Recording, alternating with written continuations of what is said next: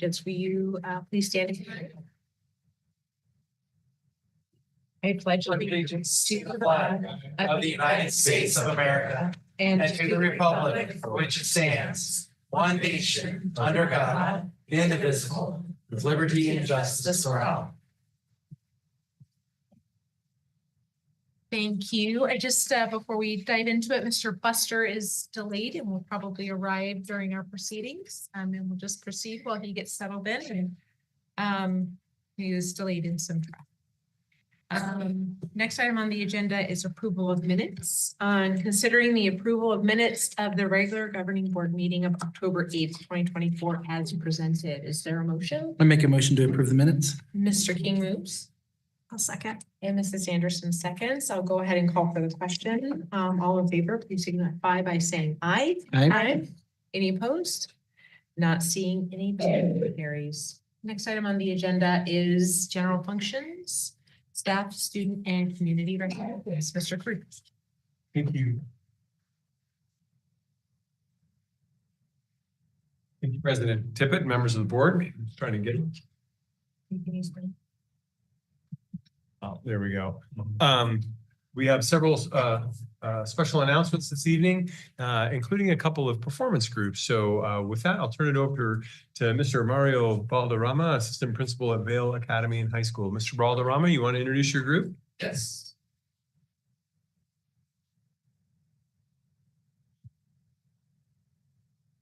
Thank you, Mr. Cruz. President Tippett and members of the governing board, thank you. It's our privilege to introduce the Vail Academy Mariachi Band to you tonight. Under the direction of Ms. Shay Van Meter, this group of musicians last year, and they're thrilled to share a couple of musical songs for you this evening. Tonight, our mariachi band will be performing Cielito Lindo and De Colores. We hope you enjoy the performance. Just take a moment for them to get set up.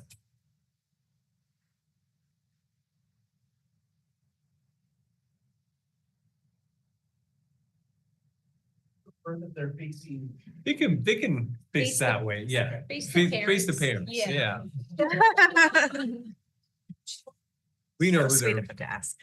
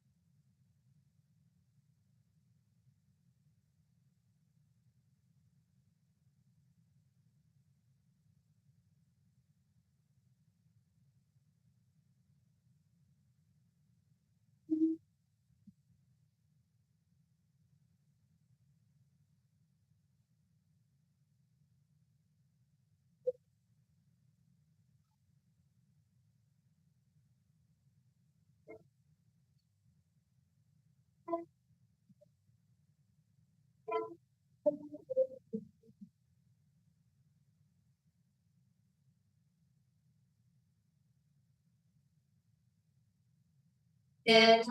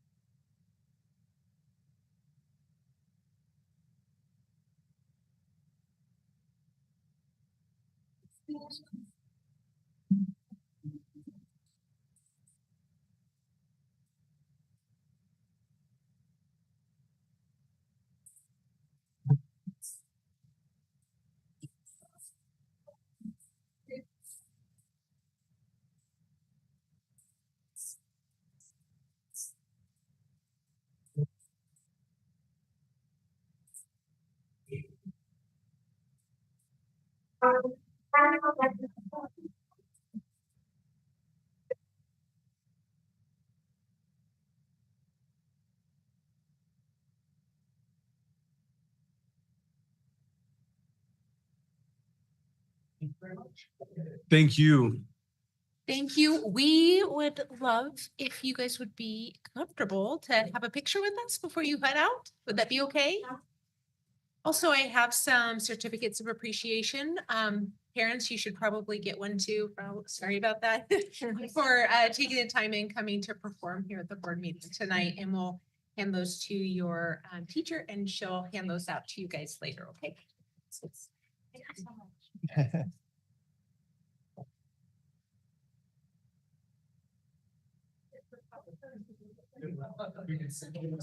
Push in a little bit.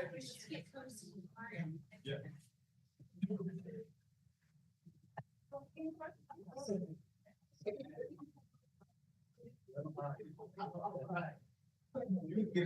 Yeah.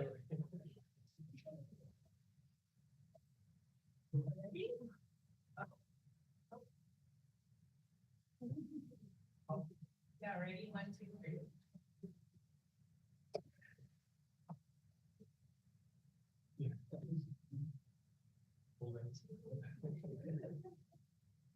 Thank you very much. Thank you so much. Really appreciate it.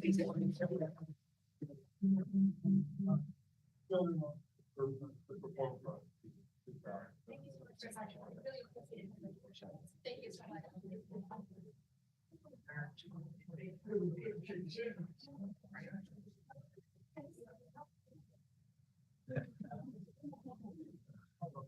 gonna be a late one.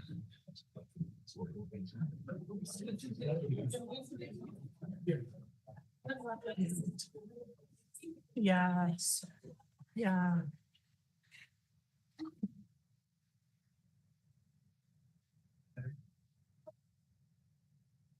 We have a few other special announcements this evening. Miss Peggy Benson Runyon.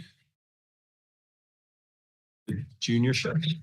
This is Benson Runyon. We lost TJ momentarily. He's helping. Good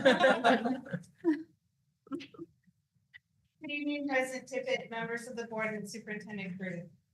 I would like to take a moment to highlight some of our amazing Bell students and future chefs, as well as the collaboration between our school wellness coordinators, Aramark, Amy Della and Micah's culinary students, community programs Chris Harms, Wellness Coalition member Cindy Barger, and VUSD board member Chris King. Also, special thanks to our team with expert restaurant supply and merit with Rincon Health for their donation of prizes as well as their time. Out of our goal to improve and highlight wellness in our community, this group organized a top-notch junior master chef cooking competition at Micah Mountain this year. This was our third competition, and the skill level of these future chefs was amazing. The event has grown over the last few years to 16 competitors chosen among numerous entries. Our hope is to scale this event even further to include multiple districts and to continue to build a strong foundation for wellness throughout our community. One of our lead collaborators on this event, Paige Smith, will discuss more about this year's competition. Good evening, President Tippett, members of the board and Superintendent Kurth. For those who don't know me, I am Paige Smith, Food Service Director at Aramark, a proud Vail community member, and I'm honored to work with such an amazing school district, and amazing community programs here. And during my time here, it's been such a pleasure to help them with the junior chef competition, among other things. But the junior chef competition is just near and dear as it's teaching young ones how to cook and grow. We believe that every child deserves a chance to compete with no financial burden to them. Our Aramark team, with the help of Executive Chef Stephanie, we purchased and organized individual bags containing each competitor's unique ingredients for the dish they chose to prepare. And with such a great turnout this year, we were also able to offer enrichment activities during the competition, such as a hummus workshop and an in-depth kitchen tour while the contestants waited for their chance to wow us with their culinary creations. And with that, I would like to let Stephanie come up here and tell you a little bit more about the contestants. Good evening, President Tippett, members of the board, and Superintendent Caruth. I'm Executive Chef Stephanie Scaletti. I was honored to be a judge this year, and I cannot wait to see what these amazing talents bring to us next year for our fourth year. In fact, I was so impressed with the caliber of dishes I've been receiving. I've been making them for everybody, including yourselves this evening.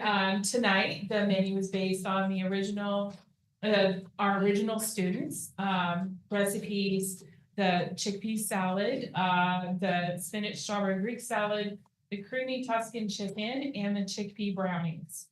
After I highlight our winners, TJ Fort, our second place winner in the K-5 category, and Adrian Corrales, our first place winner in the 6th through 8th category, will be doing a joy drop and handing you each a copy of the Junior Chef Cookbook. For our winners though, in the K-5 grade category, first place we had Morgan Maggart from 4th grade at Esmond Station. She made a wonderful chocolate hummus. Second place, our lovely TJ Fort here, who made chickpea mini waffles with chocolate chips, and they were delicious. For 3rd place, we had Alexander Marino, and he made a chickpea salad sandwich. That was incredible. In the 6th to 8th grade category, we had Adrian Corrales, 6th grade at Desert Sky with his Marry Me chickpeas. I gotta tell you, he's not gonna be hurting for anything. He gets going. We're delicious. We have Maddie Stout in seventh grade at Esmond. She is the one who created the flourless chickpea brownies. They were also incredible. Third place was Alex Thompson with his white chickpea chili and pita chips.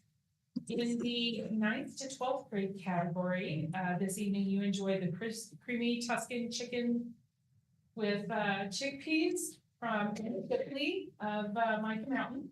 And our second place winner was Zoe Douglas, 10th grade at Enjada, where she made delicious pea soft tacos.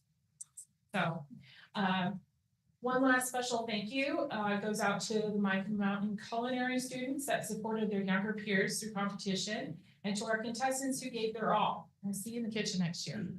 And now we present the Joy Drop to you with your own personal cookbooks.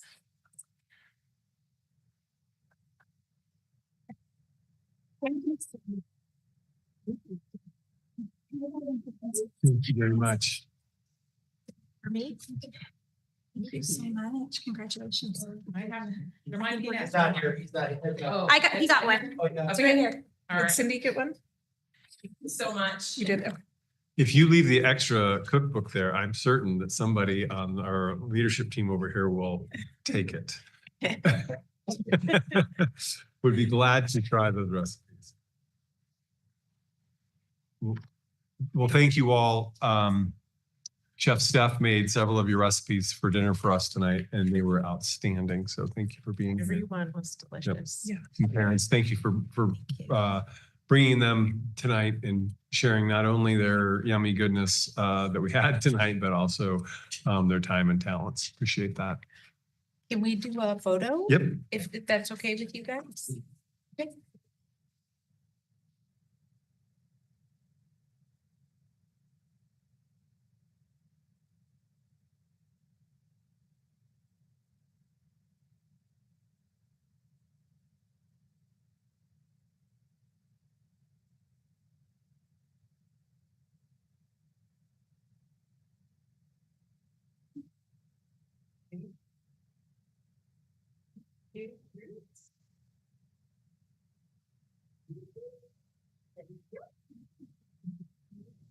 Thank you all.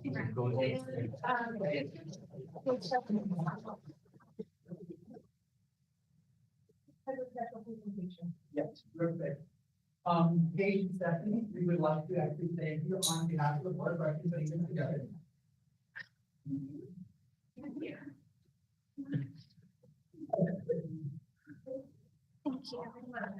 Thank you all. Continuing with our special announcements, we have Ms. Sarah Bates, Director of Community Programs.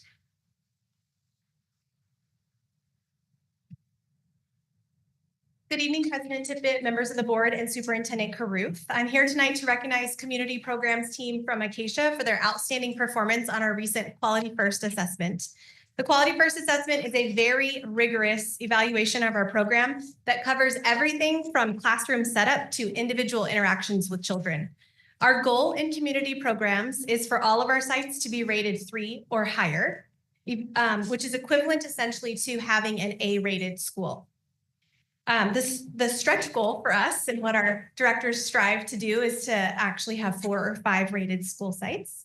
I'm pleased to announce that the Acacia team has received a 4-star rating of Quality Plus from the Quality First organization. Our community programs at Acacia has the 2nd highest enrollment of any of our programs. And prior to this assessment, Acacia actually was rated a 2. Sandra Brink is the site director at Acacia Elementary School, and she started her leadership journey with community programs during the pandemic. And so I think we owe her, I don't know what, but a lot of things, a lot of stretch of gratitude for doing that and sticking with it. But Ms. Sandra has really taken that team and built it into what it is today, and has taken the Acacia community programs from a 2-star rating to the 4-star rating that they just recently received.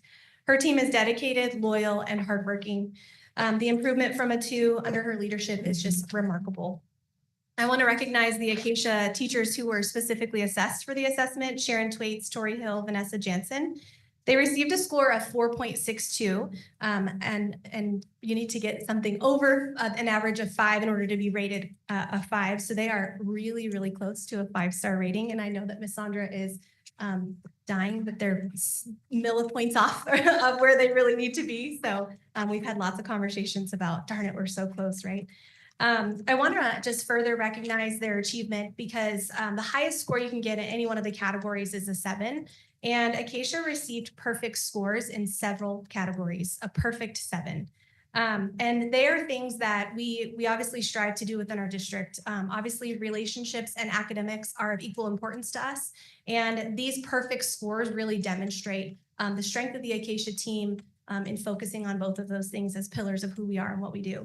And so I want to recognize that they received a perfect score in positive climate, teacher sensitivity, regard for student perspectives, behavior management, productivity, helping children to expand their vocabulary, encouraging children to use language, fine motor, art, math materials, and math activities. Not only is it incredible that they've received a 4, it's incredible to have received so many areas where literal perfection was achieved. And so I just want to recognize Sandra for her leadership. I want to recognize the Acacia team for their incredible hard work in achieving what they did. They've really set the bar high for not only themselves, but for the rest of our teams. We've got about 4 more schools going through assessment at this time. So we're really excited to hopefully bring you some more good news in the coming weeks. One of my favorite leadership quotes is that perfection is not attainable, but if you chase perfection, you'll reach excellence. And I'm just grateful for the excellence displayed by the community programs team at Acacia. Thank you. Thank you, Mrs. Bates. Thank you to all. You've set the bar for excellence in community programs. Next up, after transitioning from mom hat to work hat, Miss Heather Stow, followed by Miss Rebecca Villalobos.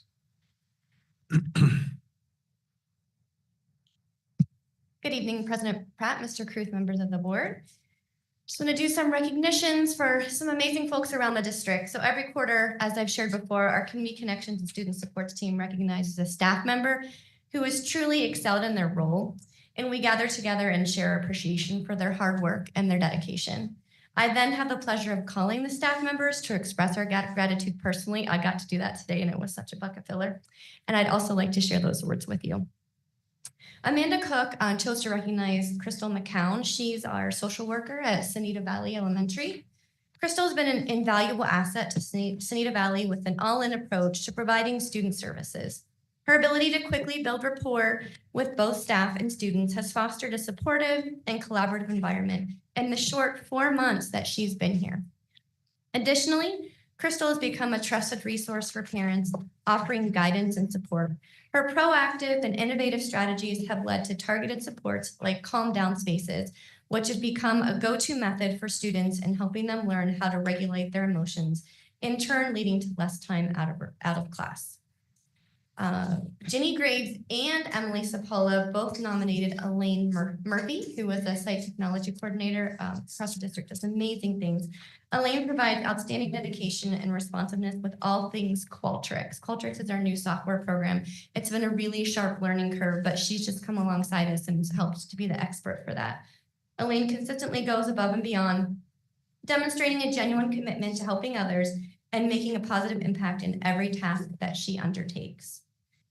Peggy Benson Runyon nominated Shawnee Peterson. She's a wellness coordinator at Corona Foothills Middle School. Shawnee brings so much heart and commitment to her role as wellness coordinator. She is a treasured team member, always going above and beyond and thoughtfully sharing ideas for how to improve wellness in our district. And Kayla Brooks chose Monet Budmeyer. She is the volunteer coordinator at Mesquite.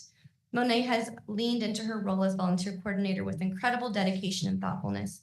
She asks pertinent questions that are reflective and innovative. She is excellent at building connections on her campus and community-wide.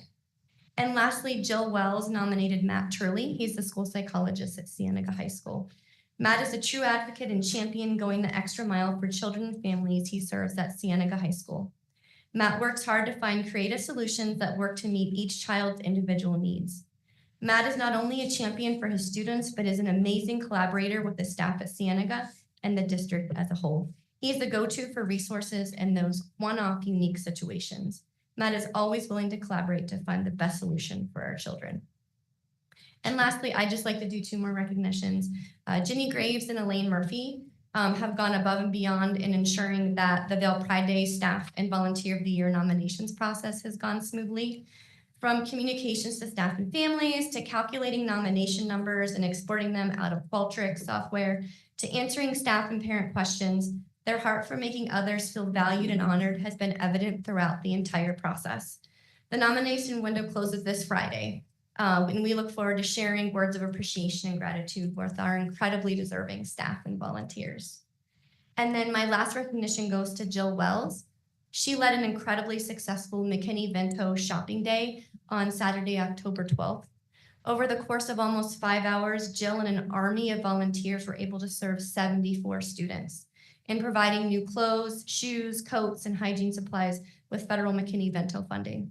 Volunteers included Teresa Hassey, Tiffany Midkiff, Chelsea Morin, Julia Pierce, Sarah Jarvis, Ginny Graves, Kelly Pinkerton, and Rachel Tinkersley. Luis Gomez Ortiz, the manager of Walmart, is a huge supporter of the event, and he shared these words with Jill Wells afterwards. He said, "Wow, what you all do is nothing short of amazing. This event is one of the highlights of my career. I enjoy seeing all the happy families and all of your team coming together to make it happen. We are honored to be part of this and all past events and are excited about what lies ahead." Just grateful for each of the staff members recognized and the incredible community partnerships that exist here in Vail. Thank you. Thank you, Heather. Rebecca, followed by Mr. Isaac Walco.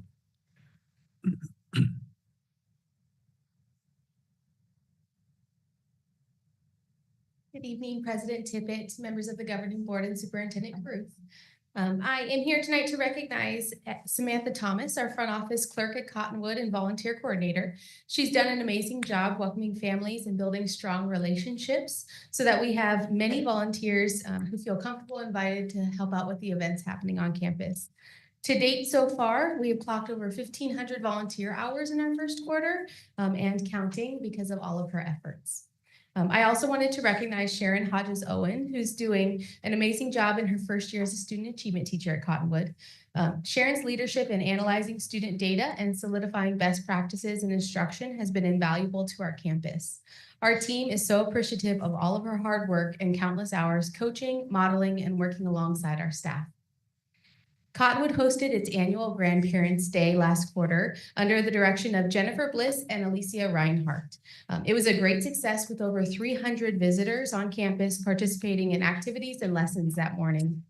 Thank you to Living Branch Church for their donation of coffee, juice, and tea for our visitors, and to the Church of Jesus Christ of Latter-day Saints and Vail Transportation for helping to run a shuttle parking lot during the event to alleviate parking needs. Finally, thank you to the Vail Education Foundation for awarding 4 grants to Cottonwood this year so far. Included in these grants are funding for our Spanish immersion program, literacy manipulatives, our 5th grade BizTown field trip, and materials needed for our special education department. These grants will go a long way in aiding our staff to continue to provide a high-quality education for our Cottonwood students. Thank you. Thank you, Ms. Villalobos. Mr. Walco, followed by Mr. Widosh.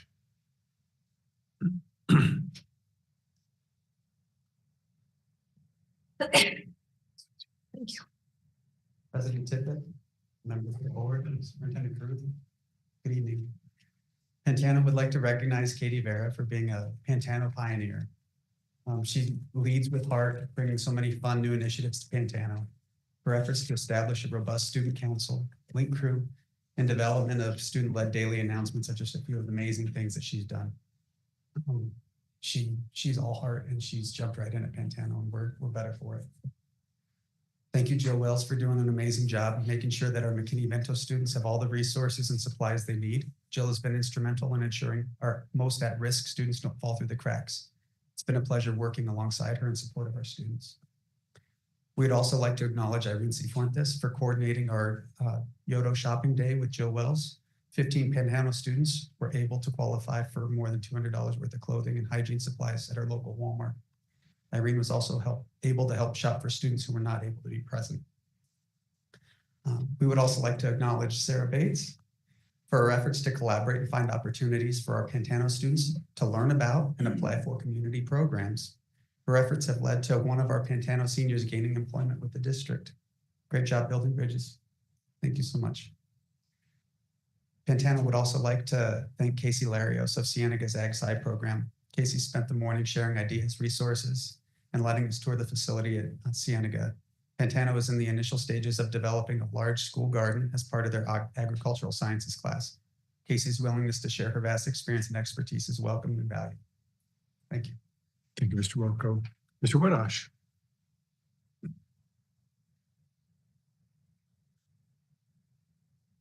Good evening. President Tippett, members of the governing board, and Mr. Caruth. I first want to recognize two student groups from Vail High Schools who've gone above and beyond to support Sonita Valley in Q1.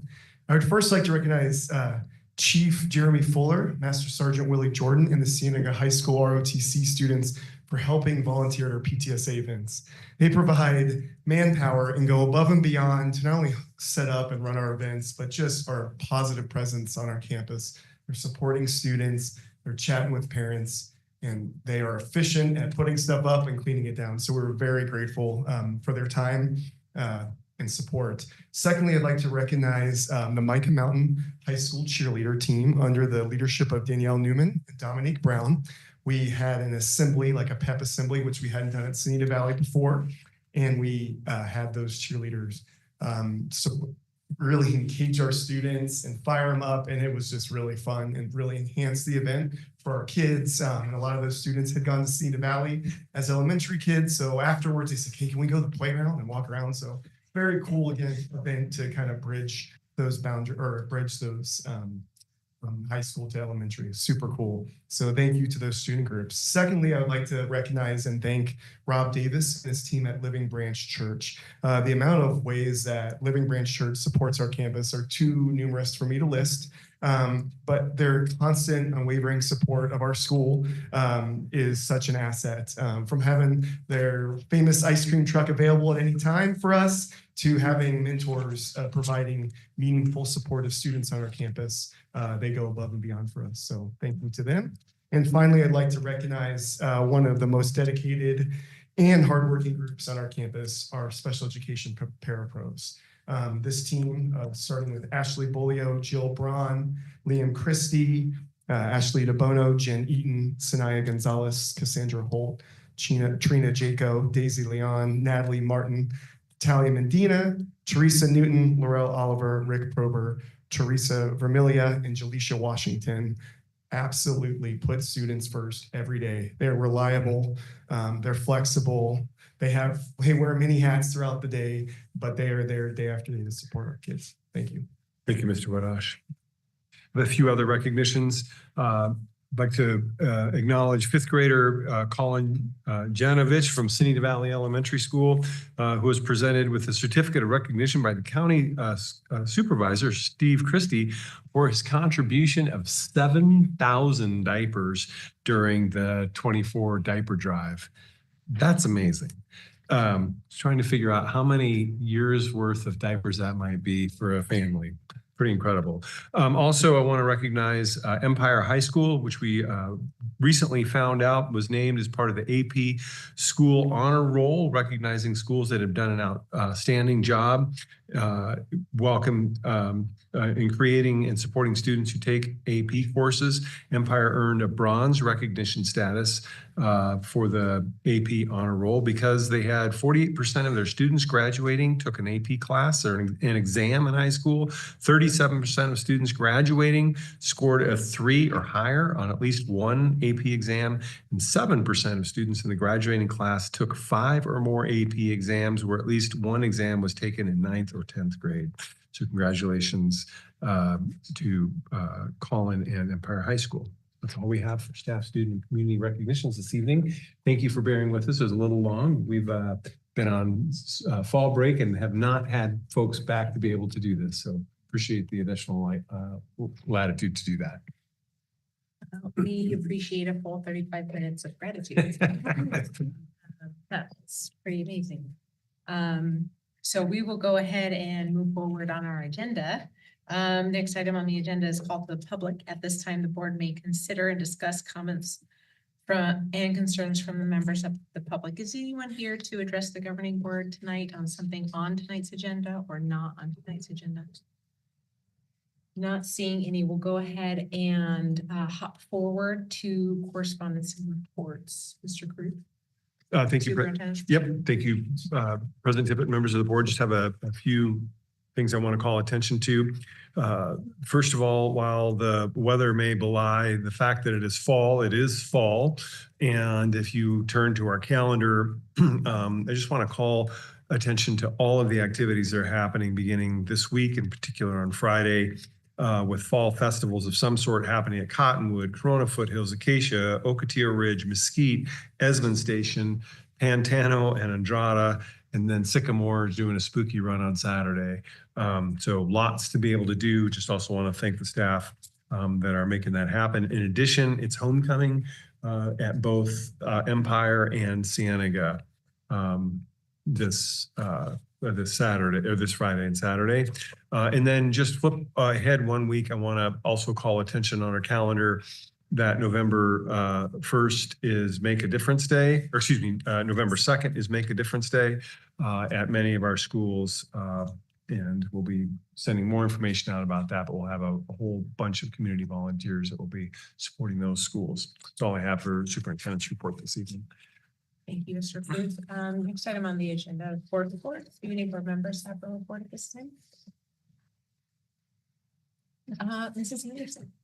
I'll go first. Yeah. Okay. I wrote it down this time.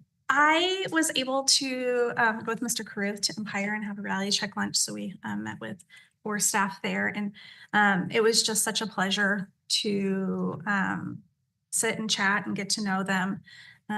It was I told Mr. Carruth later, it was a special one to those staff, and so we just really enjoyed that. Also, we were able to host at Andrada our ASBA annual county meeting. And just first, thank you to Ed and Chris for serving on the ASBA board of directors and all that you guys do there. I also love that we were able to have Jeff Parks there to share about the amazing things going on at Andrada. And then we had the Rita Ranch Elementary performance. Not even sure is that right? Like, I think it includes Desert Willow, Mesquite, and then some from Cottonwood as well. And these elementary kids sing for all of us that were there. So thank you to Rochelle Port and Allison Minch. I also was able to attend Empire High School's, it was their steel drum band, their orchestra, and their choir concert last week, directed by Aubrey Wilkes and Janae Evans. And just beautiful and amazing music. I then got to go last Tuesday to Cienega's instrumental concert, where they have their bands and their orchestra perform their fall concert, directed by Reed Bailey and Thomas Koenig. And again, just amazing work they're doing. And they also direct the Copper Thunder Marching Band, and they are right into their competitions right now. And then at the end of last week, I got to go to Cienega's advanced drama show, which was the Value of X, and directed by Jessica Armistead. And it was a great show. And I talked to a few people about it, but the story was about 3 women who, 2 were from history and 1 was from today, that were involved with math and science, and it was their love and passion. And I cried during it, I think, as a woman and a young girl at one time, and the passions that we have, and being told you can or can't do things, and having 2 girls of my own that love math and science. Anyway, it was a really special show for me, and I'm glad that my daughters were able to see it as well. And then yesterday was the ACE Fall Choral Festival at Catalina Foothills, and 3 of our high schools performed. 2 performed yesterday. It was Cienega, under the direction of Jeremy Vega. They had 2 of their choirs perform. 2 of Micah Mountains performed under the direction of Anka Michelle. And then today, one of Empire's choirs performed in the direction of Aubrey Wilkes. And just amazing the work that they are all doing. And kudos to all of them, to their programs, as I see the growth and the recognition that they're receiving. And also just kids are amazing. And just seeing that in action. And just a shout out to Jim Matsushino, because in all of these things that I got to attend, many of them, he was there. And as our the district fine arts director. Is that what he's called? Okay. I got to run into him quite a few times the last 2 weeks and chat with him, and just grateful to him and his support, that when I show up to things, he's there all the time. And we don't always see what he's doing, but I'm just grateful to him that he's a behind the scenes person, I think, and but I just want to give a shout out to him. So thank you. Mrs. Pratt.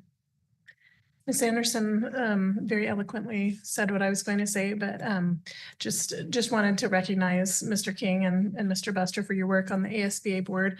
I was able to attend the county meeting and I was grateful that it was hosted by Vail. It was a fun treat. And then just recognizing Miss Port and the Rita Ranch Children's Choir, it was super fun to hear them perform.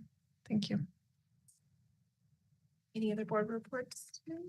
Mr. Buster. Well, to save time, ditto.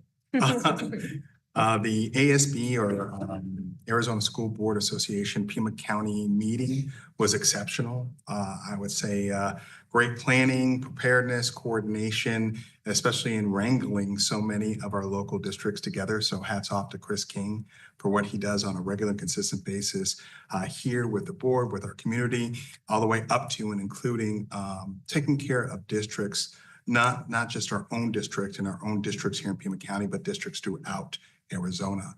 Your work is really exceptional.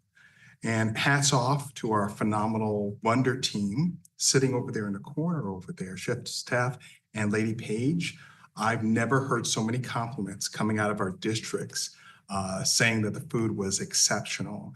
Compliments from students, from educators, and VIPs.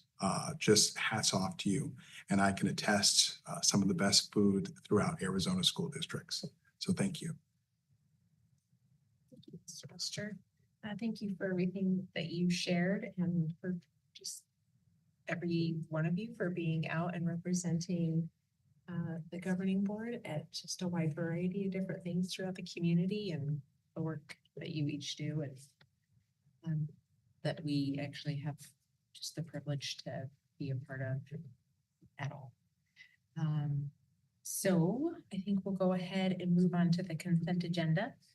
All items listed below are consent matters and will be considered by one motion at this time.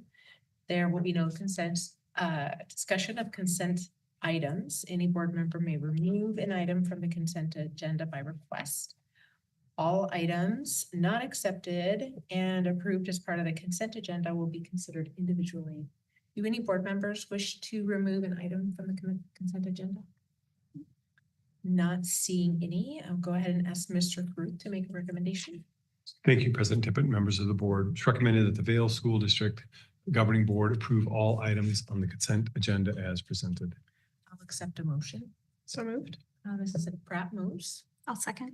And Mrs. Anderson seconds. I'll call for the question. All in favor, please signify by saying aye. Aye. Any opposed?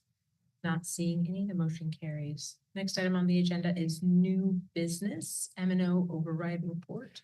Mr. Cruz. Thank you, President Tippett and members of the board. You have background information regarding the maintenance and operation override report. It's an annual requirement to report to you and to the community how we use and utilize those funds. So with that, I'll ask Mrs. Quiros to come up and fill in some details, some additional background. Mrs. Quiros.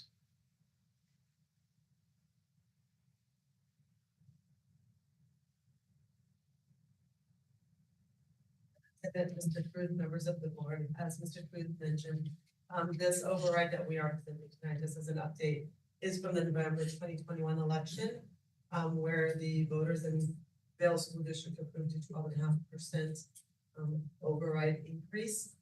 And so with these funds, we were able to maintain approximately 160 teaching positions. Those positions are paid out of our override funds.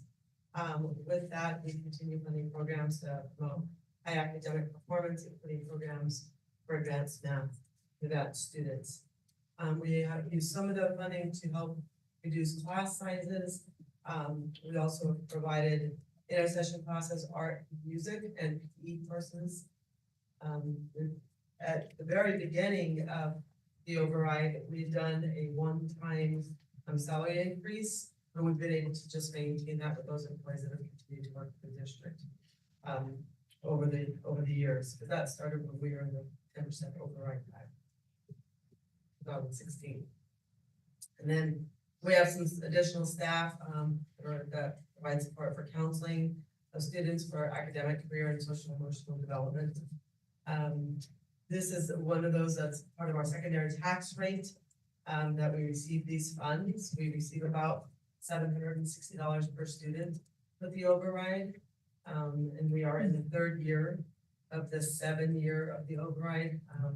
Typically after the 5th year, we get ready to go right back out. But any questions you have on the override? It's pretty straightforward how we use these funds.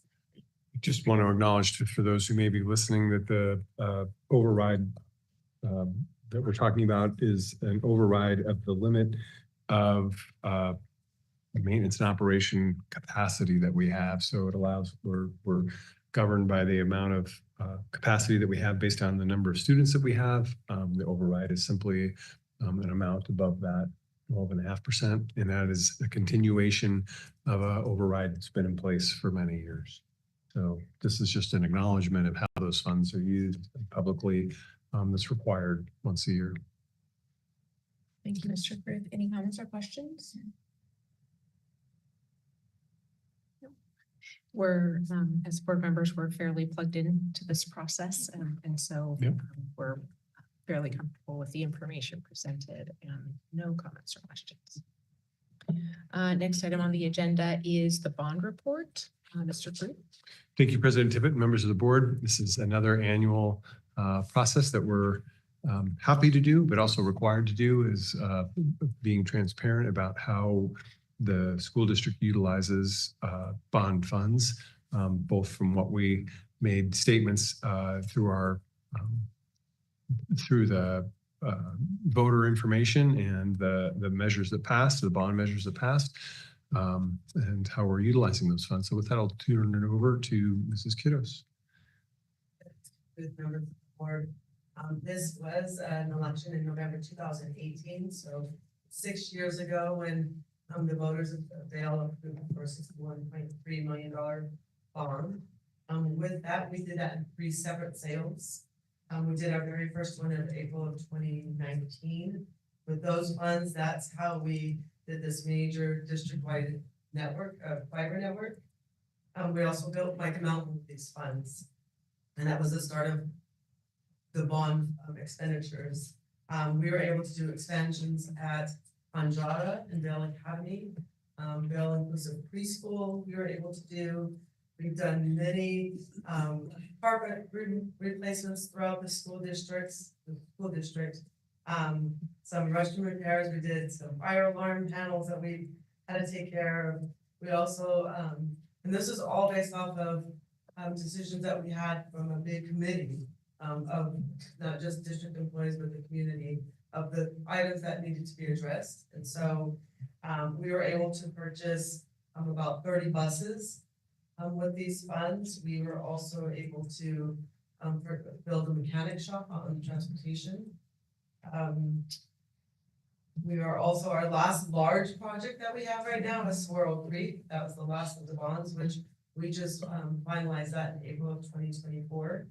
Of all the funds that we've received with these bonds, we only have $116,000 that right now is not committed through a purchase order, but I'm working with Jerry Wood to finalize a couple of different projects that we want to be able to do with these funds. So everything is well accounted for.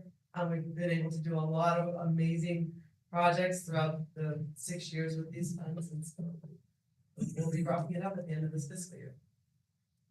Happy to answer any questions. Any comments or questions? I noticed that we have $355 left in school construction. I don't know if that helps. It's going to help somewhere. Mrs. Kiddos will figure out a way to get that appropriately spent on school construction. I don't have a question, but I love thank you for giving us, I mean, obviously I know you said you have to, but it's nice to have in front of us, like exactly where this went. and just looking back at all of these projects that have been done. So thank you. All right, as an informed item, we'll just go ahead and move on to the next ASBA proposed bylaw change. And since this is an ASBA-led action, we'll ask one of our fellow board members to kind of give us some background. Or Mr. Fruit, do you want to tee it up? Sure. The Arizona School Board Association, which is comprised of membership from school board members from around the state, is their organizing body. They have an operating set of bylaws, of which Mr. King is chairing that committee this year for the entire state. I'm grateful to do that. And frankly, the need to tighten up some of the bylaws that are in place so that the organization can function as intended as a nonpartisan organization focused on improving outcomes for schools and children across the state. With that, happy to turn it over to Mr. King for additional background.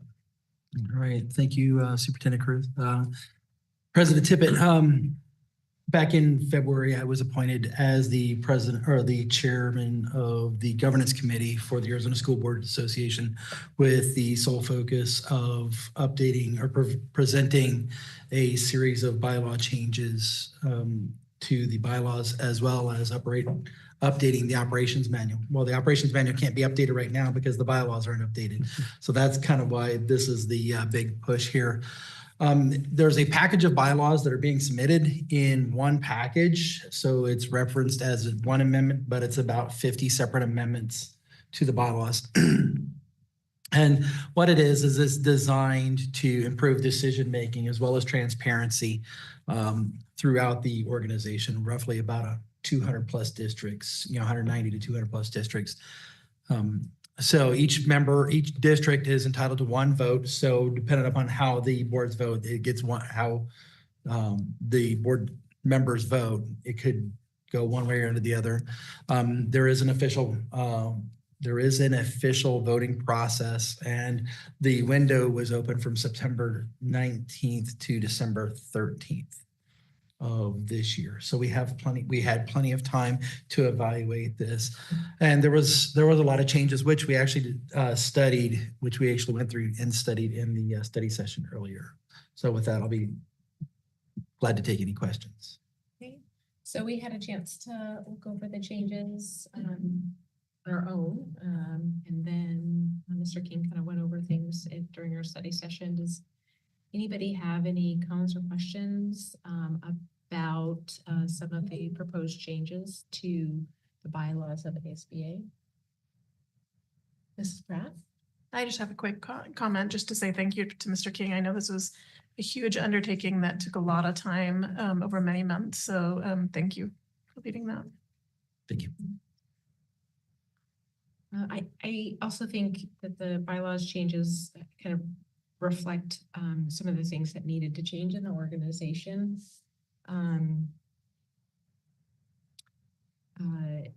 To ensure healthy functioning.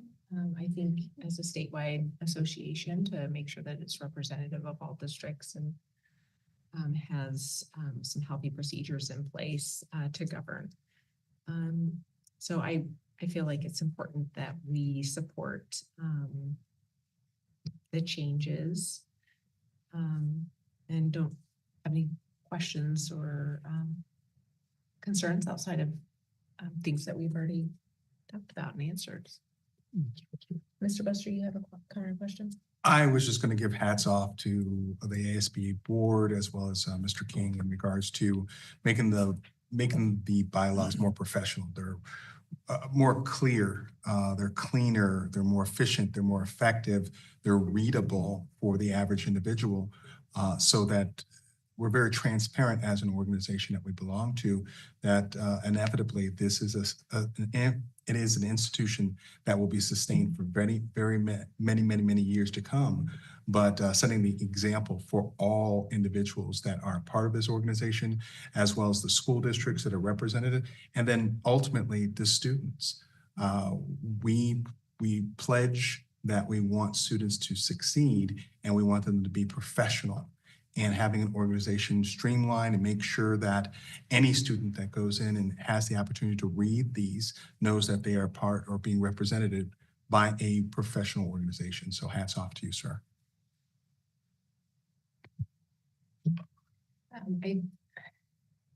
Thinking about the changes to ASBA, I think it's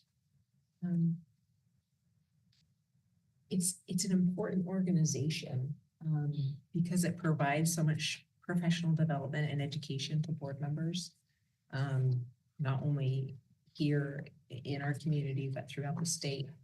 You know, it's really critical that we stay up to date on current legal trends and changes. And as the legislature makes changes every year, we've got to respond to that. We can't just stay the same. And I have found so much value in being able to attend conferences and increase my learning and understanding about, you know, how to help students, how to help staff, how to help administration, and how to function well as a board. So I hope it is a supported action. So if there's no more comments or questions, I'll go ahead and accept a motion. Motion to approve as presented. We need a recommendation. Would you like the recommendation first? Yes, I'll accept a recommendation. Thank you. All right. That's the word. It is recommended that the Vail School District Governing Board approve the ASBA bylaw change as presented. Furthermore, to appoint Cindy Peterson to cast the vote to ASBA in the manner the board has approved. Thank you, Mr. King. I'll accept a motion. Motion to approve as presented. Mr. Buster moves.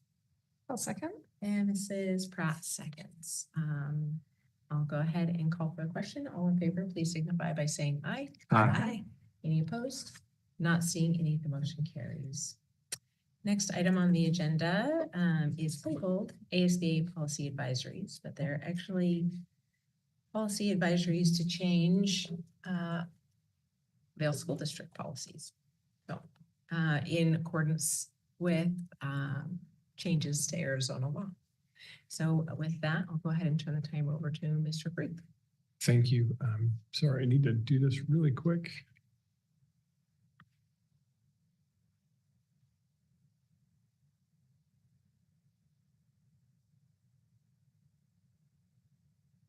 Thank you, President Tippett and members of the board. Before you this evening is some bylaw changes, some policy changes that are being recommended by the Arizona School Board Association Policy Services as in response to legislative changes that occurred last legislative session.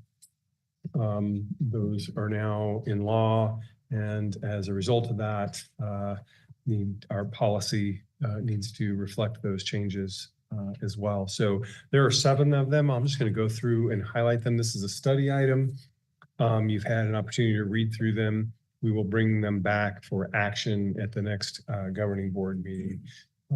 So the first policy up is policy BBA, which deals with board member qualifications. Actually, this one and the next ones are all kind of tied together from the same legislation that adds the language that convicted sex offender is ineligible for membership on a school governing board. It's nice that that's codified in law now, but that's the language, fundamental language change. Policy GCF is professional staff hiring, which there's been a longstanding practice that you can't or shouldn't certainly hire anyone who has pled guilty or no contest or been convicted of or is awaiting trial for various offenses, including dangerous crimes against children, sexual contacts with minor, any crime requiring sexual offender registration, and or crimes in other states with similar categories.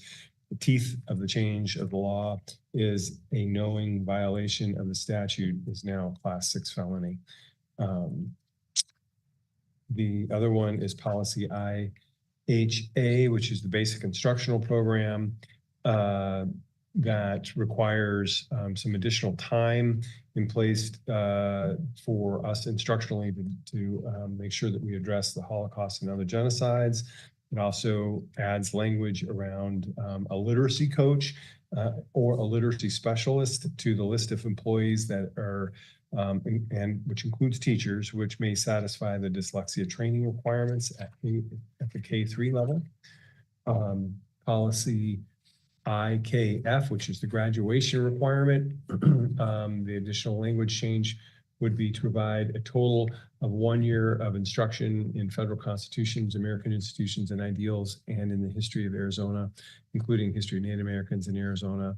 It's been updated to affirm that language. And I just want to acknowledge our policy already requires, while American government is only required for a half semester, we've required for a long time a full year. We have been complying, or we would have been in compliance with the legal changes as they're written in our curriculum anyways, but now that's in policy.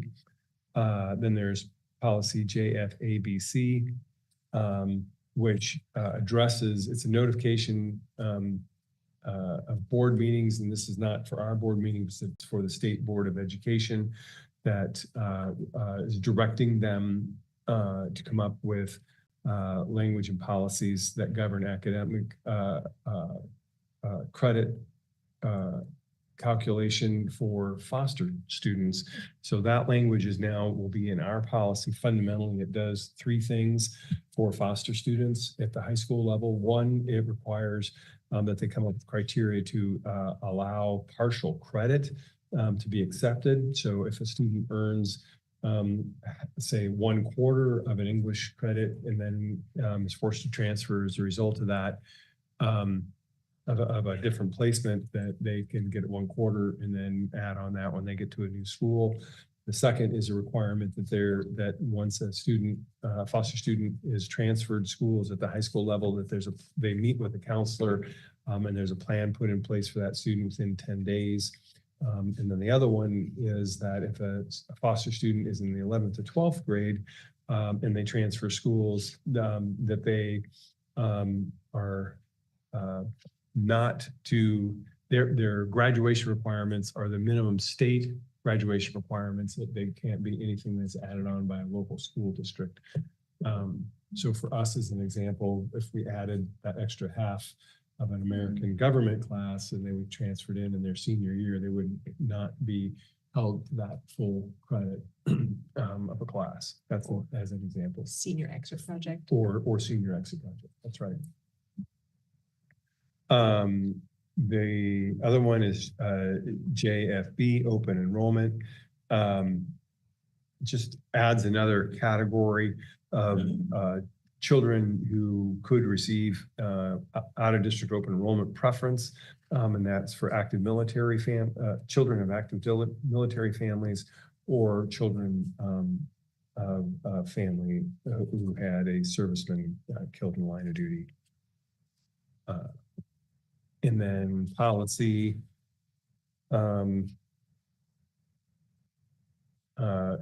talking about, well, there's a series of policies, exclusion exemptions from school attendance, which has to do with things around chronic illness plans and other plans. Those language and who can in that policy about who can write that there are exemptions from attendance. Many of them are medical providers. This adds the language of health professionals to include mental or behavioral health throughout that series of policies. The last one is policy JLCD, which has to do with administering medicine to students, which allows school districts to purchase and store glucagon for children who may need that for diabetes. So we now have the ability to have that as an emergency store. As a practical matter, we have a number of students who have diabetes, and we work with those families, and we have those supplies already available, but now we can purchase and store them. Those are the summary of what the policies are. I will tell you that the open enrollment policy, Mr. Hurley and I, since that is coming to the board anyway for consideration of amendment around the active military or the military, children of military families, there is a date that requires us to put in a date by which families would need to turn in an open enrollment packet as it's currently written, and frankly, as it's currently in our policy. But when we run that to ground on the legal statute, we're not required to put in a date, and functionally, it's not necessary as open and out of district open enrollment is allowed now until you reach the agreed upon capacity at those schools. So we're looking at maybe modifying some language and bringing that back. I'll do that when we bring it to action. If you want to pull that one and study it at that time, we're happy to do that. But we're talking about removing a date. In our case, it says March 1st to say that we'll have a priority window for enrollment if you turn in your packet by a certain time period versus kind of a hard date. We want to indicate that it's an ongoing year-round process where there's a priority window, but that at March 1st, March 2nd, it's not that we stop considering families who may want to come here under open enrollment. And frankly, that aligns with the law and the way that the changes have been in the law anyways. So that's all we have under that item. And as I mentioned, it's a study item. Any comments or questions?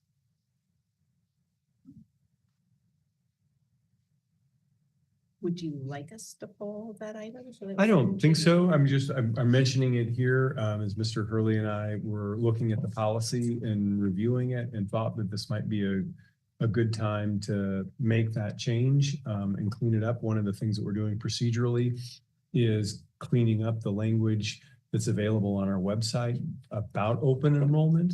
And we would prefer to be able to say we have a preferred open enrollment priority window, but not hard dates around that, which frankly, again, align with a law, and there isn't a date in the statute that's reflective of that. I think the policy, ASBA's policy recommends a date just to say, hey, that you'll be able to get back to parents by this time period.